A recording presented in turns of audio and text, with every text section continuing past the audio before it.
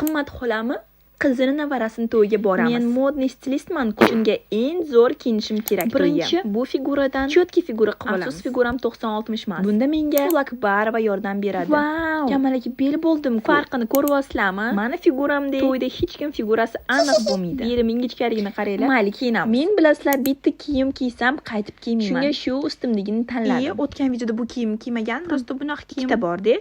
Ataman bitta kiyimni qaytarib kiymayman. Onam lampochkasini rangi mos. Shunaqa rubashka kiyamiz. Albatta ingichka belimizni podchyorkivать qilishimiz kerak. Italiyani Gucci magazinidan olgan abadokimizni kiyib olamiz. Bunaqasi dunyoda faqatgina 3 ta chiqqan. Vau, shunaqa hayajonlanib ketyapman. Hali obrazim tugamasdan shunaqa modniy chiqyapti qizlar. Ko'zimni rangini podchyorkivать qiladigan shunaqa yashil Chanel jempercha kiyamiz. Ertaga menga Chanel kompaniyasi yozmasa bo'lgani. Shunaqa asal lukimga. Yuzim ustidagi tukimga moslab Ronaldoning xotini bergan sipochkamni taqamiz. Georgina bilan shunaqa dugonamizki, bilmaysizlar. Sapochka kiyib olamiz. Oyoq kiyimga moslab sumочкani taqamiz. Uni ichi jigarrang. Siz ko'rmasanglar ham ichimdan bilib turaman mos tushganini. Xullas, lukim shunaqangi zo'r chiqdi. Siz ham menga o'xshab did bilan kiymoqchi bo'lsangiz, shu raqamga yozing. Ertaga hamma blogerlar meni lukimni ko'chirmasa bo'ldi. Men dunyoning eng top stilistiman. Obrazimga 1000 dan milliongacha baho bering.